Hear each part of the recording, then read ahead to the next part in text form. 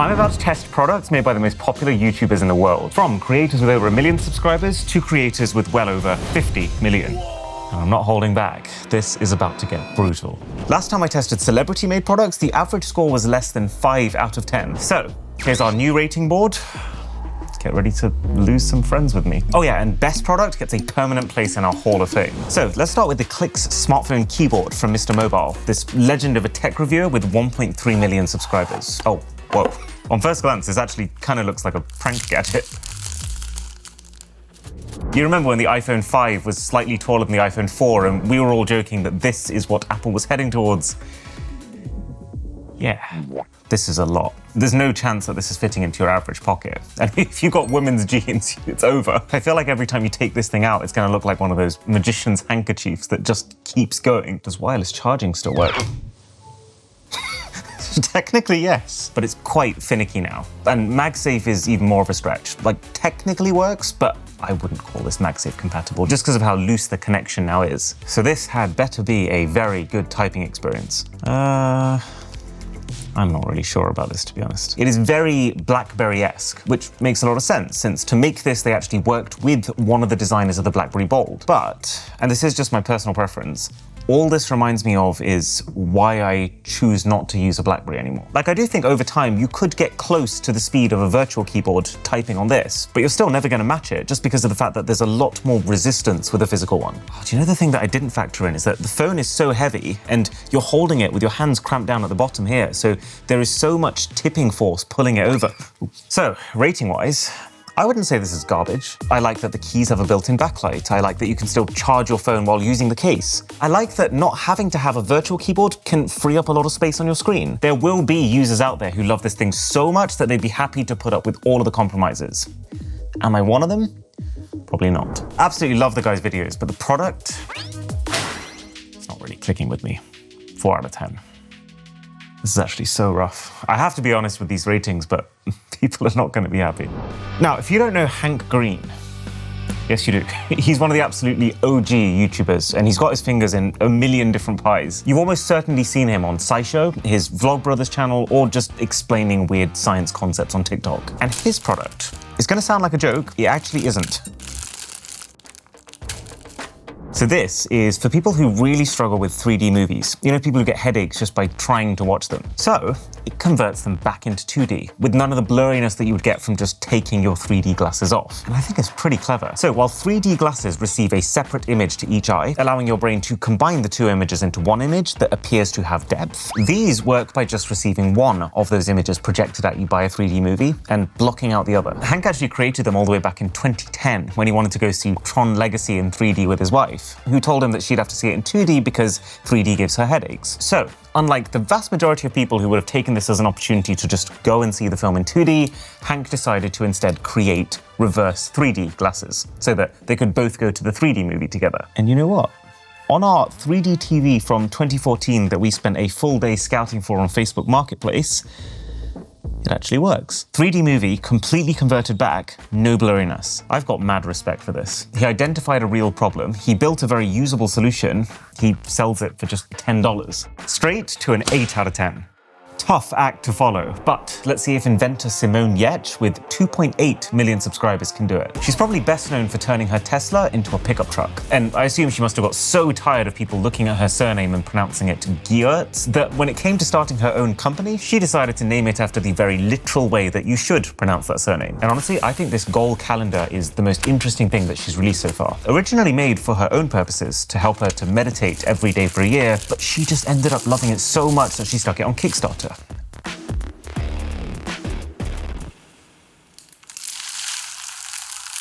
Ooh, that was one elite tier peel. I appreciate that. So in practice, it's a very simple product. You decide the thing that you're trying to do more of, and then as soon as you've done that thing for the day, you just tap on today's date and it lights up, giving you this bird's eye view of how well you're doing across the whole year. And could you imagine like how wildly fulfilling it would feel sitting there on New Year's Day, tapping it for the final time and seeing every single tile in the year lit up. But then again, at the same time, how infuriating it would be to like miss one random day in February and have this permanent black mark hanging over you. Ultimately, I think this is really useful. It's essentially exactly the same thing as the habit tracker that we've set up in our gym for motivation, except unlike fiddling around with some stickers to mark when you've been, this uses technology to make that process even more frictionless. It has adjustable levels of brightness. These are actually 24-karat gold-plated capacitive touchpads for some reason. And even if you have a power cut, it actually saves your progress. So it's like pretty overkill for what's ultimately simple functionality, but if all you want is like the best of a habit tracker that isn't one of the thousands of phone apps you see advertised in between Instagram Reels, then I'd say she's made it. And that's a very cool thing for a YouTuber to be able to do. It would be cooler if these were physical keys, designed to be extra satisfying with their own unique, rewarding sound effects, because I gotta say, I do find these touch plates a little bit fiddly to use, but still, 8 out of 10. This is product goals. StarWarsTheory is a channel that focuses on Star Wars. Here's the thing, if you spent any time on Star Wars YouTube, you'll also be familiar with the insanely expensive lightsaber replicas that are out there. So, StarWarsTheory decided that they wanted to create a less obnoxiously priced alternative, starting their own lightsaber company, Theory Sabers. So this is one of their most premium options. This is called the Fallen Knight. Wow. Tons of stuff in this box. This is very clearly not a rush job. So this is essentially a replica of Anakin Skywalker's saber, with its kyber crystal, you know, the power source of a lightsaber, exposed. Oh! Oh wow. That's actually very impressive. Like, just listen for a second. Can you hear how it's reacting to not just the big movements I'm making, but even the subtle sways with like instantaneous responsiveness? There's actually 2 kyber crystals inside, red and blue, to symbolize the conflict within Anakin between the light side and the dark side. So many insanely niche touches here. Like, just as a crazy example, you see this cutout that exposes the crystals? Well, this cutout is exactly the same shape of the cut that Luke Skywalker makes in Vader's helmet during the fight on Dagobah. Plus, I think this is the coolest bit. So, we draw it, and you can completely change the characters that it represents. It will change the saber color, it will change the sound effects. Fit check. Oh, the sound effects encourage experimentation, I'll give it that. Ooh. Hey, it's very responsive to the impact, but the only thing I would say is only the middle of the blade lights up, even if you make contact at the end. Ooh. Oh, not again. I actually like this. This is a good product for like a very specific kind of person, but I've been doing a little bit of digging on the side, and it seems like Theory Sabers isn't really making their own sabers. They're buying them from a Chinese company called TXQ. They're adding their own packaging, their own sounds, but then they're selling them at like twice the price, which, I mean, they're pretty great sounds. And the sabers also come with tons of custom-made songs specifically baked into them. But does that not kind of take away from the whole point of it being a more affordable alternative to something? And what I particularly don't like is that it doesn't look like Theory is making it clear that they're doing this. Like, so many customer reviews on the site are from people who think Theory is actually manufacturing these, which makes it pretty clear that something is being lost in communication. So, Theory Sabers, 5 out of 10. In theory. But now we're getting to the 5 million plus subscriber greats, starting with JLaservideo, who's been building real-life sci-fi gadgets on the internet for over 12 years now. He did this one amazing video where he tried to create something as close as possible to Spider-Man's web shooters, and this is essentially his downsized, commercially available version of that shooter, without the risk of killing you. So it uses a pretty meaty spring in this section here to fire out your web. That is really cool. And that can either have a magnet or a suction cup attached to it, and then a rechargeable motor at the back to be able to bring that back to you. So let's say Spider-Man's feeling a little snackish. Ooh, connection. And then we pull it back. Whoa! It actually worked. Let's say my laptop is a little bit too far away for me to close myself. And now pull. Oh, nearly. Okay, not quite enough pulling force on the motor, but if I manually pull my wrist away, that actually kind of works. I've used a lot of stuff like this over the years that's pretty bad. So like, I was half expecting the sticky pad to just instantly bounce off the laptop, but like, success rate is pretty high. It's still a toy, don't get me wrong. It's a bit of fun, you might add it to a cosplay outfit to take it to the next level, but it's a very good toy. Well, I gotta say, YouTubers are doing a lot better than I was expecting them to. And that brings us to a product from someone who's pretty massive in the tech space. So, JerryRigEverything, you know, the teardown guy, loves using razor blade utility knives. He says they are the most versatile tool on the planet, but he also says that not all of them are created equal. Some of them are very cheap and flimsy, and so they have a lot of wiggle. Some of them are really big and plasticky, so he basically decided it was time for him to make his own. Just a knife in a box, no frills. I mean, it ain't fancy packaging, but at the same time, it's not a fancy price. It's less than $20 normally, and less than $10 when he drops a sale. So the knife itself, it takes industry standard razor blades, and it comes with some, which I do appreciate, because I just find it so infuriating when products don't ship with the basic assumed things that you need to use them, like batteries. Anyways, that's pretty good. Let's try that again. Good old paper test. Wow. So yeah, one thing you have to give this thing is it's sharp. We'll use this for the rest of our unboxings just so you can see how light work it makes of them. And there's actually a lot to like here. It's got a nice small footprint. I like the fact that it's got a spring here, which keeps the knife fully closed when folded. So the blade is never sitting in this position, which could become a threat to life. I like the fact that even though there is plastic on the outsides, it doesn't feel plasticky. And also, when you open the thing, I mean, it locks up like a freaking gun safe. That's not moving. But then at the same time, this isn't like some of the products we've seen earlier in this video. This isn't some big new innovation. Because the blades are standardized, so the blade here is exactly the same as the blade you'd use on this even cheaper knife, the actual product here is really just the handle. And it's pretty good. The only thing I particularly don't like about it is that to close up the knife, you have to put a lot of pressure on this section down here. And the only way that I can comfortably do that is to have my other fingers directly in the firing line of the blade, which just freaks me out. It makes me feel like I've got to do this whole maneuver in slow motion just so I protect these moneymakers.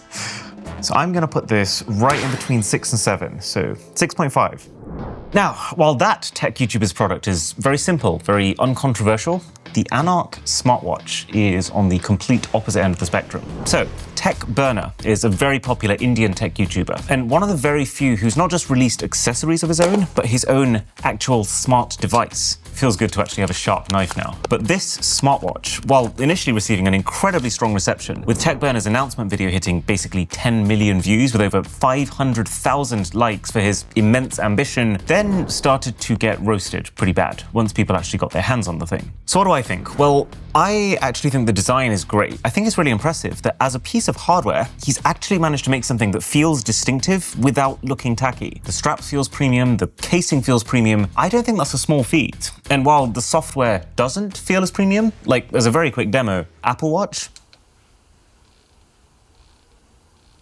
and now Anark Watch. You can tell the difference, right? Plus, it's looking very likely that this operating system is not designed from scratch by TechBurner. It's a skinned version of some existing Chinese software. You also do have to bear in mind two things. A, that unlike an Apple Watch, this isn't $400. This is like the equivalent of 80. And B, that it's insanely hard to do this. It's insanely hard for a YouTuber, someone whose specialty is content creation and who most likely will have a very small team to actually design and manufacture a tech product that's trying to compete with companies 100 times the size who've been in the game for a decade plus. So, what I think the vast majority of this rests on is, does this actually track reliably? Well, I have actually been wearing this side by side with my Apple Watch for the last few days, and in terms of activity, honestly, it gives me nonsense numbers.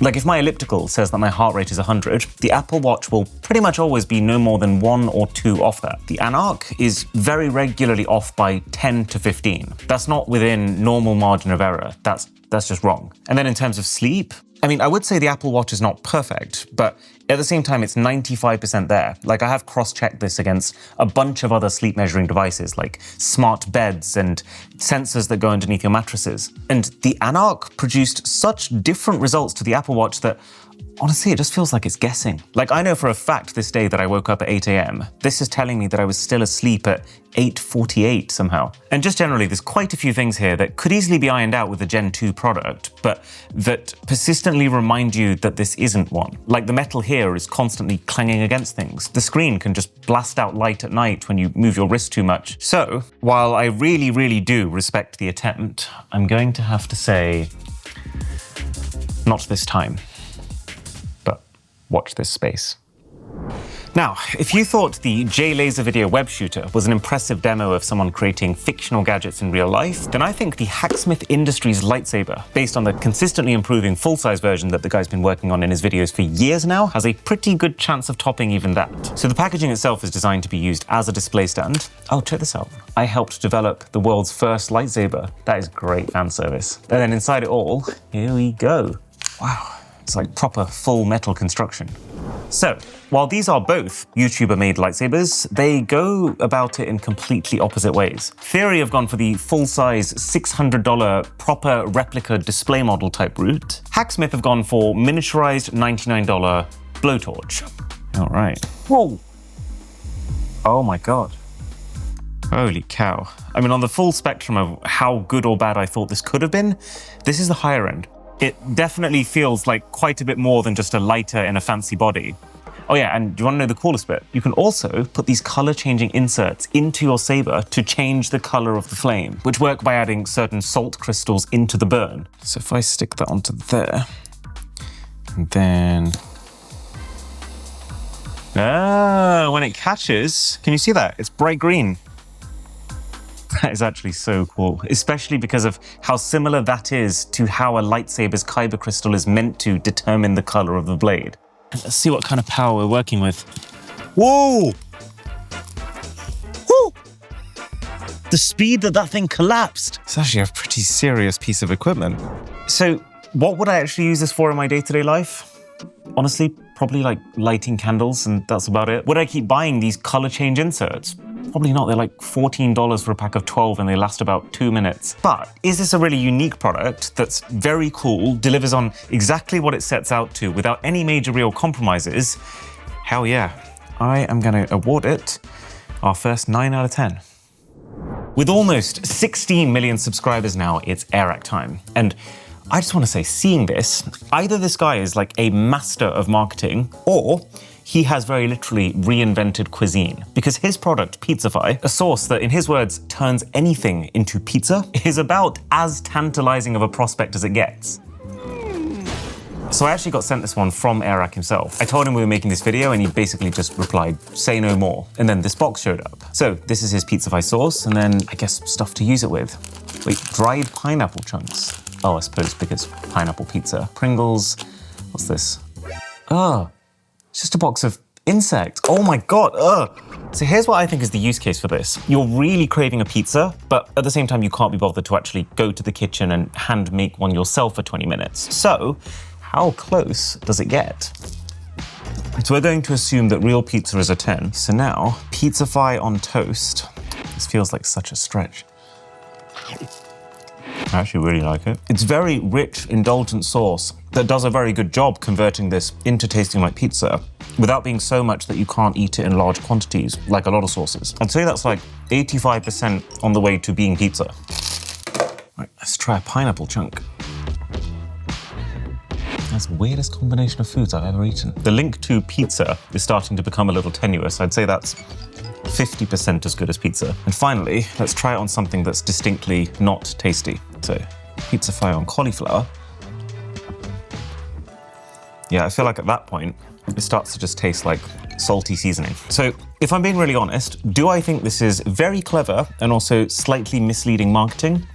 Yeah, because if you boil it down, really, this is basically marinara sauce, but with a slight cheesy taste that I'm assuming is coming from the inactive yeast inside. But then I kind of feel like, you know when you click on a really clickbait YouTube thumbnail, but then the video itself ends up being so good that you're almost grateful for that thumbnail for getting you to click. Because is this still good marinara sauce? I would say yes. The only real thing is the price. It's $25 for 2 bottles. So it's not quite an 8. I will give you a saucy 7. I feel like I don't even need to introduce LinusTechTips, one of the very original tech YouTubers and an inspiration to many of the ones who followed. And Linus has released a ton of products in his time. But if you were to ask what is the single most impactful one, I think most people would tell you the screwdriver. LTT set out to basically make the best screwdriver humanly possible. It took them 3 years and hundreds of thousands of dollars to get to this. Now, whether or not it was worth it, we'll get to, but what I do like straight off the bat is I think this is how a YouTuber should make a product. Linus effectively decided that he loved this screwdriver from a company called MegaPro because of its ability to store the bits inside of the handle. And so instead of pinching the idea or trying to copy it, he approached the company to try and work with them on it. And then instead of just taking the good product they'd already made and just slapping his label on it, he tweaked basically everything about it in ways that he felt would make it even better. So I kind of feel like it utilizes his expertise as a reviewer and gets around the fact that he doesn't have a background in manufacturing. So anyway, the handle is very meaty and also very grippy. It feels like even if you do get a little sweaty screwing things, you're still going to be able to keep going. These bits, they also fit really securely in on the inside. Like, they are not going anywhere. And then there's a pretty strong magnet at the tip to hold those bits in place, which has the other benefit of also being able to catch screws as you're taking them out. Not to mention the naturally occurring haptics here are, yeah, I mean, that's just pristine. I think this is like elite tier YouTuber product. And not necessarily because they've worked harder than others, it's because I think they've worked smarter. Like, working with a company who makes screwdrivers day in, day out means that you no longer have to worry about all the little niggles that can crop up making your own product. So all Linus's team needed to do here is the fine tuning and making it even better. 9.5 out of 10. Right, Joyride Candy is probably the least techie thing in this entire video, but I just think it's so naturally interesting because the face of the brand is now Ryan Trahan, the YouTuber fast approaching 20 million subs. Because here's the thing, I love Ryan Trahan. We even did a video together. It was very fun, but I also have to admit I'm very health conscious. And so my spidey senses immediately perk up whenever someone says that something is healthy when it doesn't look or taste it. And this is pretty clearly candy that's being marketed as being healthy. They say no fake colors, they say no junk ingredients. And literally on the bag, it says 4 grams of sugar, no junk. Okay, I'm gonna go watermelon wedges. This is what I'd pick if I saw them all on a store shelf. Okay, first impression, it's a little sticky. Feels wet. I wouldn't exactly call it big flavor, like it says on the packet here. It's actually pretty small flavor. I wouldn't say it's incredibly sweet. I wouldn't say it has that kind of sharp tanginess of like a Haribo, but that's not necessarily a complaint. Like, I generally prefer more neutral flavors. So this is exactly the kind of thing I would naturally gravitate towards anyway. So the flavor's pretty good.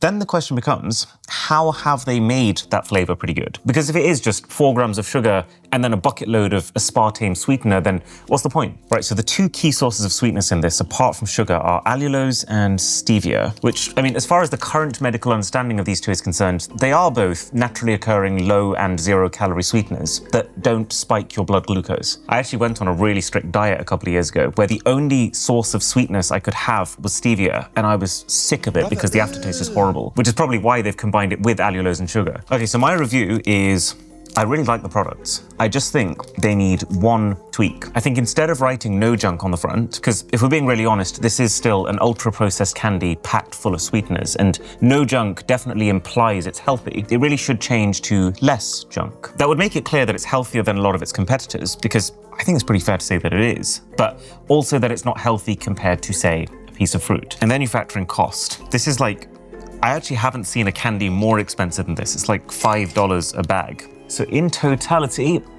Joyride gets a 6.5 out of 10. Do I have to? Oh, this is gonna be so bad. Too much piece of pie. They're great products on their own, don't put them together. Now, I probably don't need to tell you that Marques Brownlee, mkbhd, launched a wallpaper app at the end of 2024, because the backlash from it ended up spiraling into something far bigger than even the original announcement. People questioned the price, a $50 per year subscription for wallpapers. People questioned the privacy of their data, with the app asking for a lot more permissions than you'd expect for a JPEG downloader. And then just the general question of, who even asked for a wallpaper app in 2024? So now that all that's died down, now that the app's had some updates, what I want to do is to download it and see if it's actually good. So booting it up for the very first time, there are still permissions, but this now does look like the base minimum that you would need for an app that has adverts and that needs to be able to save stuff onto your device. So then it asks you to pick 5 artists that you like. So far, I mean, pretty good experience. Wallpaper apps generally have, ironically, some of the worst user interfaces. This is pretty nicely organized and animated. And at this point, you are basically just in a feed. Every now and again, you'll see a collection that you have to pay for. And I have to say, some of them are very expensive. Like this one is 4 fairly similar looking digital images for $7.99. But at the very least, those collections are optional. And at least the money is being split with the artists. So let's say that I like the look of this wallpaper that's not part of a collection. So I click it, get wallpaper, and then, So it's either download it in 1080p, which, let's be honest, on any high-end modern smartphone is not a very good option because most of them have displays that are higher resolution than that, and many of them will also end up stretching that wallpaper in the process of applying it. And so then if I want the high res, I have two options. Either subscribe to the app, which to be fair does now cost less than it used to. It's either $2 a month to get all the standard wallpapers, which feels reasonable-ish, or it's $12 a month or $50 per year to also include the collections too. $50 a year feels understandable. 12 a month feels like too much. Or the final option to get your full res wallpaper is you click here. Wow, that's over 30 seconds of full screen ad. Okay, so clearly this isn't perfect. This isn't some miracle app that instantly gives you all the best wallpapers for free, but I do think the interface is slick. I think the average wallpaper quality is pretty high. And the most important thing is it doesn't feel like I'm getting hustled. You know, there's so many free apps which will display one of these full screen ads every time you click the back button, whereas it doesn't feel like they're trying to hide what this is. So I would give Panels a solid 6. He's clearly listened to feedback and he's tried to improve it. If you're of a certain age, you've definitely seen a Vsauce video. And if not, you've probably at least seen people do impressions of, "Hey Vsauce, Michael here." So in the same vein as the mind-bogglingly niche science think piece videos that they've always made, the Vsauce Curiosity Box is an educational science toy subscription with video lessons and instructions from Michael himself on how to use the things. So straight away, first impression is, I can see why this is fun. There's a whole bunch of quite varied looking stuff inside of it, all with its own unique presentation. And at the very bottom, a t-shirt too. So the obvious risk with stuff like this is it actually fun for more than like an hour? And does it provide any other value after that? Okay, so MGS-1, which is Mars Global Simulant. So simulated Mars soil used by NASA to test equipment that would be deployed on Mars. So this is what Mars feels like. It's all right. Don't know why Musk is in such a rush to get there. What do I do with it now? Okay, so 67 shadow alphabet shapes. So you've got to use these to create kind of like the negative space around each letter without creating the letter itself. It's interesting. It's just not necessarily particularly different from picking up a jigsaw puzzle. So then we've got Picture Pie, which is essentially a bunch of stencil discs that allow you to draw a picture by consistently drawing tiny separate lines and then rotating the disc. It'll feel like nonsense while you're doing it, only for you to then take the disc off at the end to reveal a pretty coherent looking result. Oh, and of course, even the t-shirt is not normal. This is an amphichiral knot, depicting the only known 15 crossing knot where both the knot and its mirror image are the same. Should have been a V-neck. There's even like a book here called Why Not? Get it, like knot, because it teaches you about 60 different knots, how to make them, and includes the rope you need to do so. All of this stuff is like incredibly complex and super nerdy, but I can see why people are into it. I like what this stands for. I like the fact that this stuff very literally encourages curiosity. It makes you think a little outside the box, and that's like food for your brain. But then at the same time, it is like $60 a box, and largely speaking, most of this stuff isn't teaching you skills that are particularly relevant or translatable. It's very much like, here's some wacky things to do that are a bit different to the usual Lego. So I like it. I just don't love it. I think some of this stuff could quite easily end up as clutter. 7 out of 10. Unboxtherapy. Unboxer, therapier, and bender of the iPhone 6 back in the day. This guy in 2019, he claimed that he's never found a phone case that he actually likes. They're all too bulky or too flimsy, they collect dust and dirt, and he struggled to find good ones for the more niche devices. So he decided to create his own case company that, quote, wouldn't ruin your smartphone. And one of the key ways that they apparently do that is by being made of premium Kevlar aramid fibers that allow them to be very strong while being impossibly thin. So right off the bat, these guys were not kidding with the thinness. The thing feels like a sheet of paper. And when you put it on, my phone actually does feel completely different to how it feels with a thick case. I love this matte texture. You can actually feel the weave. And it is also, to their credit, incredibly easy to slip on and off. That's one of the key pain points they said they wanted to fix, and I can confirm that they have. So is this goated? Well, not immediately, because for starters, I mean, how often do you need to take your case off? I don't think I've done it in about 3 months. I don't think this later case looks the best. It's very gappy around the sides, and it makes the cameras resemble a fidget spinner. Plus, because it's so thin, it doesn't have any magnets in either, so your MagSafe is a lot weaker than it is on something like this. Okay, scratch test time. Let's try something very soft, like a level 4. Oh no. Okay, well, might as well finish my sentence now. So not very scratch resistant at all. Okay, Time to drop test. And I'm not doing this to go higher and higher and see which one of these breaks first, because looking at the size of this case, the answer is pretty obvious. It's more a question of, if you drop a phone with this case from a normal height that most people might, will it survive? So, 3, 2, 1.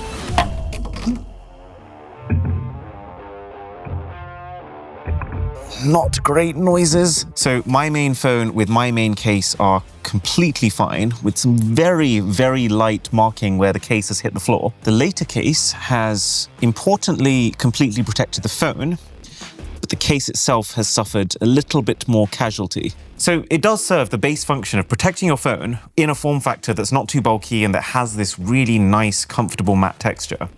But then some part of me is also looking at this thinking, what does this do at $60, by the way, which is just insane for what this feels like, that a $10 or $15 case doesn't do? Not much, I would say. So later case gets a 5 out of 10. Could have been a greater case. At well over 60 million subscribers now, it's MarkRober, the ex-NASA engineer who now spends his time making insanely large-scale science engineering concepts. And he's also created Crunch Labs, which is yet another subscription box, but this time it's more focused on giving you one buildable project that teaches you STEM concepts. Oh yeah, so here is where I spent 45 minutes trying to peel off the address label with limited success. And then inside, please don't be a glitter bomb, please don't be a glitter bomb. Whew. Okay, so unlike the Vsauce Curiosity box, this box is just one thing, and everything inside is focused on making that one thing. So the box we got is for the disk launcher, which Joseph on our team happily put together. He said it was fun, and it only took 13 minutes total, which is not a terrible thing. There's two types of boxes you can get. The build box, which is more for kids and is the one we have here, and then the hack pack, which is made for teens and adults and would take closer to an hour. So turn it on here, and then, wow. I gotta say, the accuracy is phenomenal. They've managed to retain this really authentic homemade feel to these projects, but at the same time while having the kind of performance that you'd expect from something pre-made. It's still not gonna occupy you for days on end, but this has felt like one of those experiences in which every single part of the process has been very well thought through. Everything from the website design I thought was so sick, to the instructions where it really does fully explain the reason why it works the way it works, to the fact that for every box, MarkRober has made a separate dedicated video just to give even more insight. Plus, unlike the Vsauce box, this is $25, which, yeah, I mean, you get less stuff, but I'd rather have just one thing I love as opposed to 6 things I kinda like. So, based on this box and on my experience, I think this is deserving of a 9 out of 10, which means, congratulations, Linus. Highest rated product from the entire video. Welcome to the Hall of Fame. But there's one thing that gets promoted by YouTubers more than anything we've seen so far. VPNs, like ExpressVPN, but also our sponsor Surfshark. So I just wanted to very clearly show you why Surfshark is just the straight up better product. So firstly, pop onto their websites. ExpressVPN starts at $5 a month. Surfshark starts at $2 a month, with 4 extra months for free if you use the code BOSS at checkout. But what about the speeds? Well, this phone is using Surfshark, this phone is using ExpressVPN, and both are connected to Morocco. Okay, well, Surfshark is coming out significantly faster, but I mean, even if it was the same, it doesn't make any sense to me. Like, the only thing I can see that ExpressVPN has is 105 servers compared to Surfshark's 100, but if your actual speed is slower, then why does that even matter? All topped off with the fact that Surfshark has unlimited users for that one subscription price compared to 8 with Express, and just antivirus, data breach alerts, and even an alternate ID feature for you to use. So head to surfshark.com/boss to check it out for yourself.